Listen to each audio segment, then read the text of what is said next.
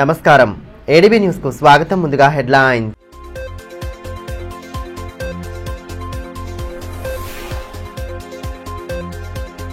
అసాంఘిక కార్యకలాపాల నియంత్రణకు పటిష్ట చర్యలు. ఎస్పీ అఖిల్ మహాజన్ స్పష్టీకరణ. బస్టాండ్ ఎదుట సబ్ కంట్రోల్ రూమ్ ప్రారంభం.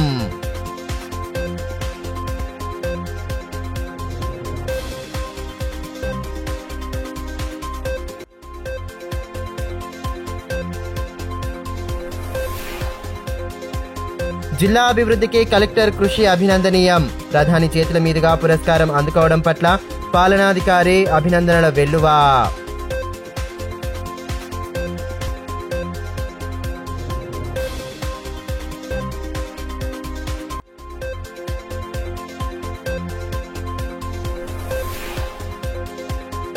హజ్ యాత్రికులకు ఆరోగ్యపరంగా పూర్తి జాగ్రత్తలు తీసుకోవాలి.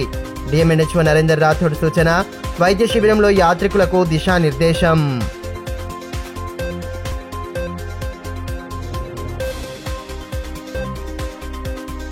అసాంఘిక కార్యకలాపాల నియంత్రణకు పటిష్ట చర్యలు తీసుకుంటున్నట్లు ఎస్పీ అఖిల్ మహాజన్ తెలిపారు. స్థానిక బస్టాండ్ ఎదుట పోలీస్ కంట్రోల్ రూమ్ ను ఎస్పీ బుధవారం ప్రారంభించారు. స్థానికంగా ఎదుర్కొనే సమస్యలు, అసాంఘిక కార్యకలాపాల గురించి ఇక్కడ ఫిర్యాదు చేయవచ్చని ఎస్పీ పేర్కొన్నారు. జిల్లా ఎస్పీగా బాధ్యతలు స్వీకరించిన అఖిల్ మహాజన్ తనదైన శైలిలో నేరాల నియంత్రణకు చర్యలు చేపట్టారు.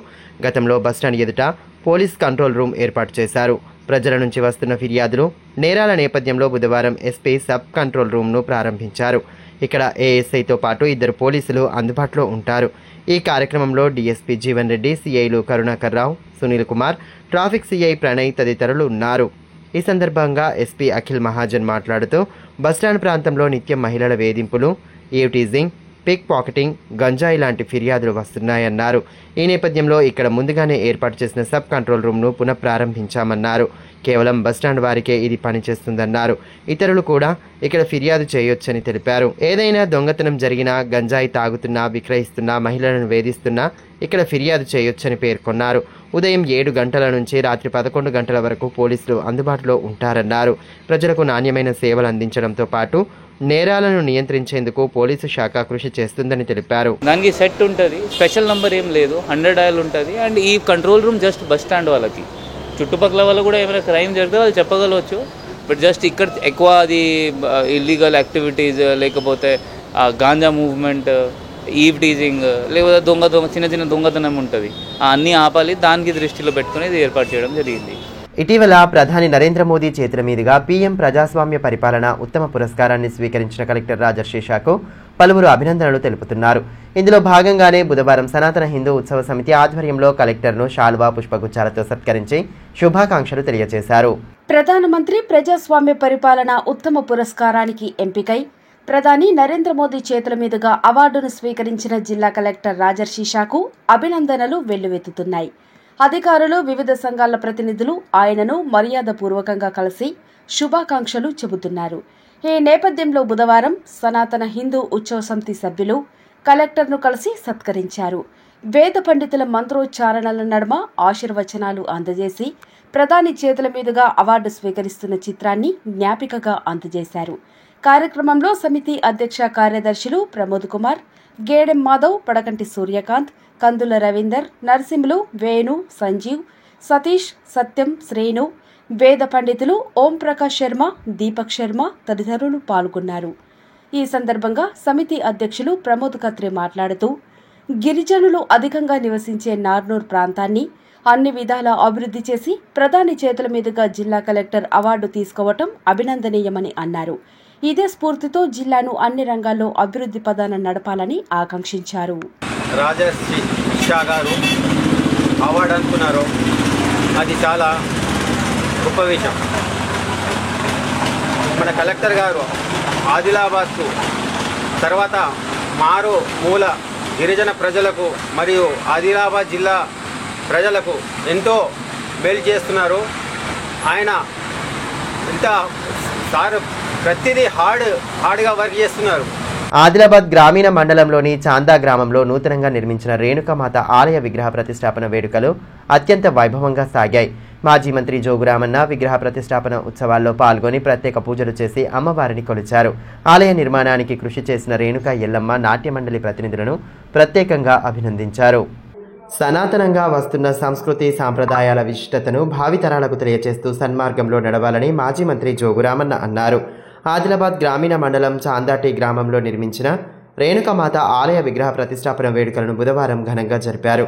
కార్యక్రమంలో పాల్గొన్న మాజీ మంత్రి జోగురామన్నకు నిర్వాహకులు సాదరంగా స్వాగతం పలికారు. ఆలయ అభివృద్ధికి ఆయన 5 లక్షల రూపాయల సహాయం అందించడం పట్ల గ్రామస్తులు ధన్యవాదాలు తెలియజేశారు. గ్రామానికి చెందిన రేణుకా ఎల్లమ్మ నాట్య మండలి ప్రతినిధులు గ్రామాల్లో ప్రదర్శనలు నిర్వహించి ఆలయ నిర్మాణం కోసం విరాళాలను సేకరించగా ఆయన వారిని ప్రత్యేకంగా అభినందించారు. అనంతరం వేద పండితుల మంత్రోచ్చారణల నడుమ ప్రత్యేక పూజలు హారతులు అందచేసి అమ్మవారిని ఆరాధించారు.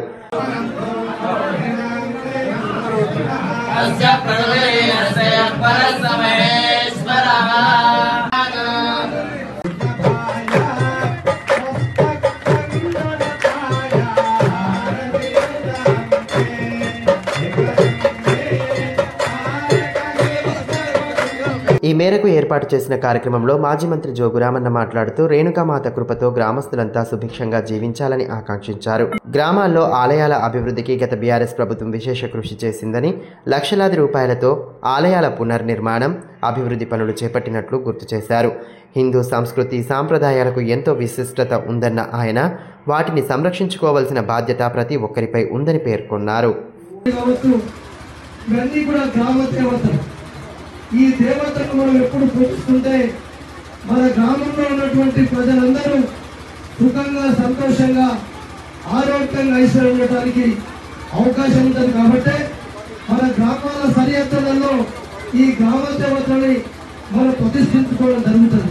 మీరు ఎక్కడ చూసినా ఏ గ్రామ శివాలయంలో కూడా పెచ్చమ్మ మాత, మైసమ్మ, రేణుకా ఎల్లమ్మ ఇట్లా అనేకమైనటువంటి మాతలు ఇప్పుడు బ్రాహ్మణత్వం చెప్పినప్పుడు ఏ బిడ్డ కూడా తల్లితోటే ఏది కావాలన్నా మాతను కోరుకున్నట్టు ఈ మాతను ఈ గ్రామ సరిహద్దులో ఉండి ఈ ప్రజల యొక్క బాగోగుల గురించి, వీళ్ళ సుఖ సంతోషాల గురించి ఆలోచించే కార్యక్రమం చేస్తారు. కాబట్టి మనం కూడా ఇప్పుడు ఇంత మంచి కార్యక్రమం చేసిండ్రు ఈ నాట్య మండలి వారు. నేను ముందు చెప్పినట్టు ప్రతి ఒక్క దాంట్లో కూడా మీరు ఒకసారి ఆలోచన చేయండి. మనం ఇంత పెద్ద హిందూ ధర్మం ఇందులో మొత్తం ఉంది. హిందూ ధర్మం అనేది ఒక మంచి మార్గంలో పోవటానికి వరకు ఒక మంచి వ్యసనాలతోటి ముందుకు పోవడం ఉద్దేశంతో మనం ధర్మం అని చెప్పుకుంటాం. పట్టణంలోని కలెక్టర్ చౌరస్తాలో బుధవారం ఉదయం జరిగిన ఘోర రోడ్డు ప్రమాదంలో ఓ విశ్రాంత ఉపాధ్యాయుడు దుర్మరణం చెందాడు. స్థానికులు తెలిపిన వివరాల ప్రకారం వాకింగ్కు వెళ్లి స్కూటీపై వస్తున్న విశ్రాంత ఉపాధ్యాయుడు నారాయణ వాహనాన్ని అటుగా వెళ్తున్న టిప్పర్ ఢీకొట్టింది. ఈ ఘటనలో నారాయణకు తీవ్ర గాయాలయ్యాయి. గమనించిన స్థానికులు హుటాహుటిన ఆయనను రిమ్స్కు తరలించగా అప్పటికే మృతి చెందినట్లు వైద్యులు ధృవీకరించారు. దీంతో బాధిత కుటుంబంలో విషాద ఛాయలు అలుముకున్నాయి.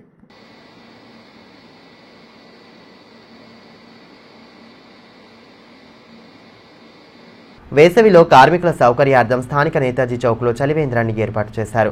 సహాయ కార్మిక అధికారి రాజలింగు ముఖ్య అతిథిగా హాజరై చలివేంద్రాన్ని ప్రారంభించారు. ఎండల తీవ్రతను దృష్టిలో ఉంచుకొని కార్మికులు తగు జాగ్రత్తలు పాటించాలని ఈ సందర్భంగా ఆయన సూచించారు. వేసవిలో గరిష్ట ఉష్ణోగ్రతలు నమోదవుతున్న దృష్ట్యా భవన నిర్మాణ కార్మికులు తగు జాగ్రత్తలు పాటించాలని సహాయ కార్మిక అధికారి రాజలింగు సూచించారు. పట్టణంలోని నేతాజీ చౌక్లో ఏర్పాటు చేసిన చలివేంద్రాన్ని బుధవారం ఆయన ప్రారంభించారు.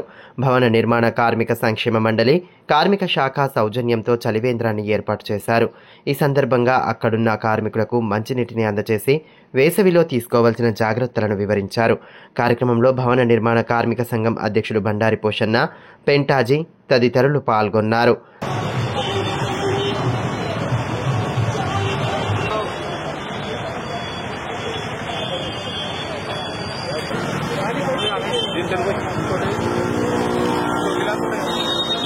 ఈ సందర్భంగా సహాయ కార్మిక అధికారి రాజలింగు మాట్లాడుతూ కార్మికులకు మంచినీటి సౌకర్యం కల్పించాలన్న ఉద్దేశంతో చలివేంద్రాన్ని ఏర్పాటు చేయడం జరిగిందని అన్నారు. తీవ్రమైన ఎండల నేపథ్యంలో పని ప్రదేశాల్లో కార్మికులు తగు జాగ్రత్తలు పాటించాలన్నారు. ఎండ నుండి రక్షణగా టోపీలు ధరించాలని, వడదెబ్బకు గురి కాకుండా మంచినీటిని సేవించాలని సూచించారు.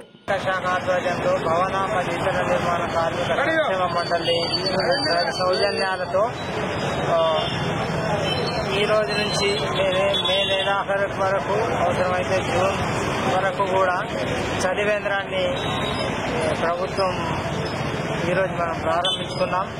దీనికి గాను ఆదిలాబాద్ పట్టణం యొక్క కాఫీ మేస్త్రి సంఘం యొక్క ప్రెసిడెంట్ బండారి పోషణ గారు, తర్వాత పెంటాజీ గుమ్మడి రమేష్ గారు, పెంటాజీ గారు, ప్రభాకర్, అశోక్ వీళ్ళంతా తమ కార్మికులతో ఈ చలివేంద్రానికి వచ్చి చలివేంద్రాన్ని ప్రారంభించినందుకు వారికి ప్రత్యేకంగా ధన్యవాదాలు తెలియజేసుకుంటున్నారు. వయోవృద్ధుల సమాఖ్య ఆధ్వర్యంలో స్థానిక 1 టౌన్ పోలీస్ స్టేషన్ ఎదుట ఏర్పాటు చేసిన మజ్జిగ పంపిణీ కార్యక్రమాన్ని ఎస్పీ అఖిల్ మహాజన్ ప్రారంభించారు.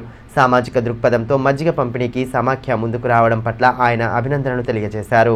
ఎండలు పెరుగుతున్న నేపథ్యంలో వయోవృద్ధులు సామాజిక బాధ్యతగా మజ్జిగ పంపిణీ చేయడం అభినందనీయమని ఎస్పీ అఖిల్ మహాజన్ అన్నారు. వయోవృద్ధుల సమాఖ్య ఆధ్వర్యంలో 1 టౌన్ ఎదుట ఏర్పాటు చేసిన మజ్జిగ పంపిణీని ఆర్డీఓ వినోద్ కుమార్తో కలిసి ప్రారంభించారు. ముఖ్య అతిథిగా హాజరైన ఎస్పీని సమాఖ్య ఆధ్వర్యంలో సత్కరించారు. ఈ సందర్భంగా పలువురు సీనియర్ సిటిజన్లను సన్మానించారు. అదేవిధంగా భీంపూర్కు చెందిన మంద గణేష్ 2 కిడ్నీలు చెడిపోవడంతో సమాఖ్య తరపున ఆయన భార్యకు 5,000 రూపాయలను అందించారు. ఈ సందర్భంగా ఎస్పీ అఖిల్ మహాజన్ మాట్లాడుతూ వేసవిలో ఉష్ణోగ్రతలు పెరుగుతున్న సందర్భంలో వయోవృద్ధులు ముందుకు వచ్చి ప్రజలకు ఉపశమనం కలిగించేలా మజ్జిగ పంపిణీ చేయడం హర్షణీయమన్నారు. ఇదే స్ఫూర్తితో స్వచ్ఛంద సంస్థలు ముందుకు రావాలని సూచించారు. ఈ కార్యక్రమంలో DSP Jeevan Reddy, 1 town CI Sunil Kumar, వయోవృద్ధుల సమాఖ్య అధ్యక్షులు దేవిదాస్ దేశపాండే, పల్లా సత్యనారాయణ, వామన్, కిషన్, భాస్కర్, శంకర్ తదితరులు పాల్గొన్నారు.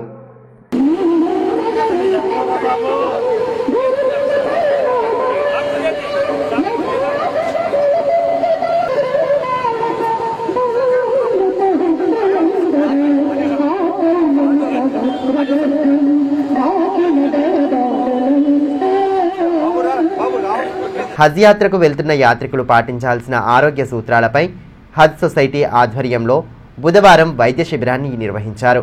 డిఎంఎన్హెచ్ఓ డాక్టర్ నరేందర్ రాథోడ్ కార్యక్రమం ముఖ్య అతిథిగా హాజరై హజ్ యాత్రికులు తీసుకోవాల్సిన జాగ్రత్తలను వివరించారు.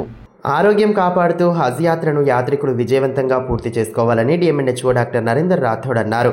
బుధవారం టీఎన్జీఓస్ హోంలో ఆదిలాబాద్ హజ్ సొసైటీ ఆధ్వర్యంలో హజ్ యాత్రికులకు మెడికల్ క్యాంపు నిర్వహించారు. కార్యక్రమానికి ఆయన ముఖ్య అతిథిగా హాజరై యాత్రికులకు ఆరోగ్య సూత్రాలను వివరించారు. అనంతరం వ్యాక్సినేషన్ చేశారు. ఈ సందర్భంగా డిఎంఎన్హెచ్ఓను సొసైటీ తరపున సత్కరించారు. ఈ కార్యక్రమంలో జిల్లా ఇమ్యునైజేషన్ అధికారి డాక్టర్ వైసి శ్రీనివాస్, హజ్ సొసైటీ అధ్యక్షులు షాహిద్ అహ్మద్ తవక్కల్, మొహమ్మద్ ఆసిఫ్, వైద్యులు సయీద్ అన్సారీ, ఇర్ఫాత్, సాయినాథ్ తదితరులు ఉన్నారు. ఈ సందర్భంగా డిఎంఎన్హెచ్ఓ డాక్టర్ నరేందర్ రాథోడ్ మాట్లాడుతూ జిల్లా నుంచి 63 మంది యాత్రికులు హజ్కు వెళ్తున్నారన్నారు. వారికి మెడికల్ క్యాంపు నిర్వహించి వ్యాక్సినేషన్ చేయడం జరిగిందన్నారు. యాత్రికులు వారి ఆరోగ్యం పట్ల జాగ్రత్తలు తీసుకోవాలన్నారు. బీపీ, షుగర్ ఉన్నవారు వారి మందులను వెంట ఉంచుకోవాలన్నారు. వైద్యులు చెప్పిన సూచనలు పాటిస్తూ మందులను సమయానుసారంగా వేసుకోవాలన్నారు. ఆరోగ్యాన్ని కాపాడుకుంటూ యాత్రను విజయవంతంగా ముగించుకొని రావాలని ఆకాంక్షించారు. యాత్రికులందరికీ నా శుభాకాంక్షలు. ఎందుకంటే మన ఆదిలాబాద్ జిల్లా నుంచి మొత్తం 63 మంది 63 మెంబర్స్ హజ్ యాత్రకి బయలుదేరిన సందర్భంగా ఇక్కడ వాళ్ళందరికీ మెడికల్ చెకప్ కానీ అలాగే వ్యాక్సినేషన్ ఇచ్చే కార్యక్రమాన్ని ఇక్కడ ఈరోజు స్టార్ట్ చేసినాము.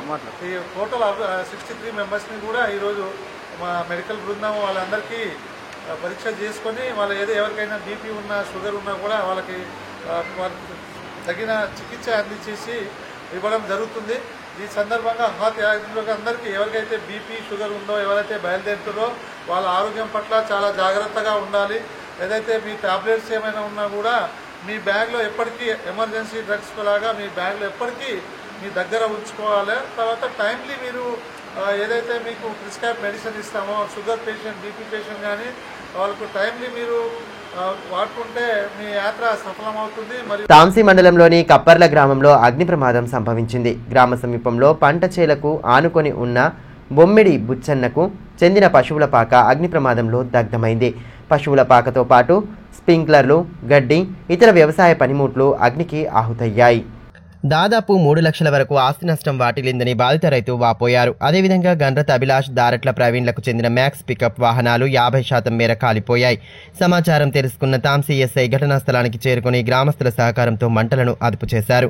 గ్రామస్తులు, యువకులు మంటలార్పడంలో చొరవ చూపగా వారిని ఎస్ఐ అభినందించారు.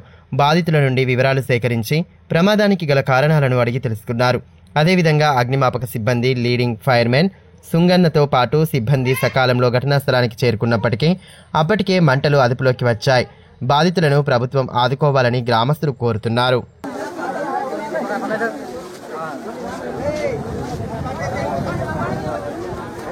బాగా విలువైన వస్తువులు ఉండే, కసలం ఉండే, ఎడ్ల వస్తువులు ఉండే, అర్ధ సామాన్లు మొత్తం కాలిపోయి ఉండే, మందు డబ్బులు ఉండే, బొంబులు ఉండే, మేత సామాన్లు ఉండే, మొత్తం కాలిపోవడం జరిగింది.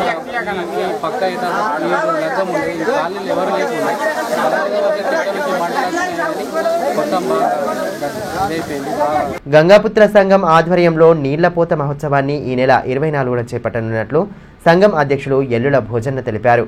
స్థానిక గంగాపుత్ర శివాలయంలో ఏర్పాటు చేసిన మీడియా సమావేశంలో ఆయన పాల్గొని కార్యక్రమ వివరాలను వెల్లడించారు. చించేర్వాడలో తలపెట్టిన కార్యక్రమంలో అధిక సంఖ్యలో పాల్గొని జయప్రదం చేయాలని పిలుపునిచ్చారు. రేపు అనగా గురువారం రోజు 24/4/2025 రోజున ఆదిలాబాద్ గంగాపుత్ర సంఘం ఆధ్వర్యంలో నీళ్లపోత కార్యక్రమం జరుగుతుంది. ఈ యొక్క నీళ్లపోత కార్యక్రమానికి అధిక సంఖ్యలో గంగాపుత్రులు, గంగాపుత్ర కుటుంబాలు కూడా హాజరు కావాల్సిందిగా గంగాపుత్ర సంఘం తరఫున కోరుకుంటున్నాం.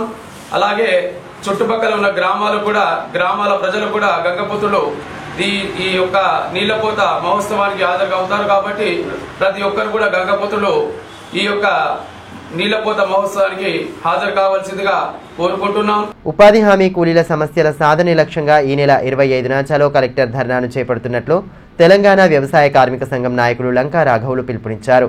స్థానికంగా ఏర్పాటు చేసిన మీడియా సమావేశంలో ఆయన పాల్గొని ఉపాధి హామీ కూలీలు ఎదుర్కొంటున్న సమస్యలను వివరించారు. ఉపాధి కూలీల చాలా సమస్యలను ఎదుర్కొంటున్నారు.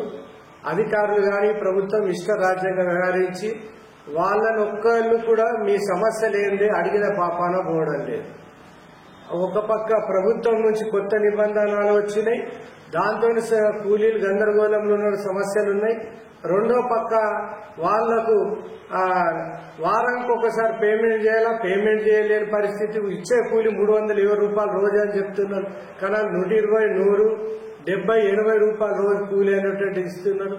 ఇప్పుడు తెలంగాణ రాష్ట్రంలో అత్యధిక ఎండలు ఉన్నటువంటి మన జిల్లాలో ఆ భూమిలో గంటల కొద్ది ఉండాలంటే వేడి, ఆ గడ్డపల పారబట్టాలంటే చురుకు అంటేటువంటి అట్లాంటి ఇబ్బందికరమైన పరిస్థితుల్లో కూలీలు పనిచేస్తున్నారు.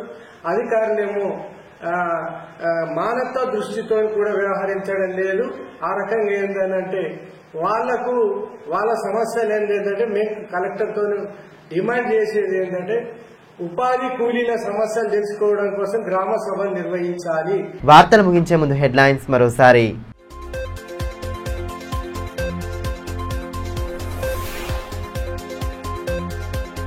అసాంఘిక కార్యకలాపాల నియంత్రణకు పటిష్ట చర్యలు. ఎస్పీ అఖిల్ మహాజన్ స్పష్టీకరణ. బస్టాండ్ ఎదుట సబ్ కంట్రోల్ రూమ్ ప్రారంభం.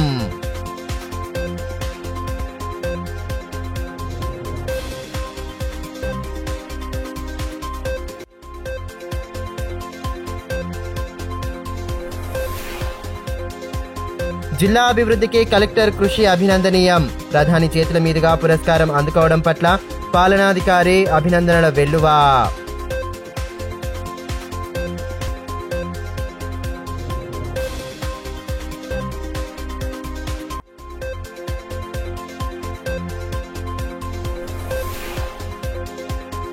హజ్ యాత్రికులకు ఆరోగ్యపరంగా పూర్తి జాగ్రత్తలు తీసుకోవాలి.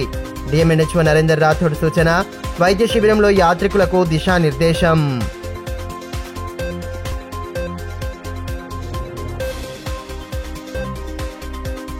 ఈ వార్తలు ఇంతటితో సమాప్తం. తిరిగి ప్రసారమయ్యే మరో బులెటిన్లో మళ్ళీ కలుసుకుందాం. అంతవరకు సెలవు. నమస్కారం.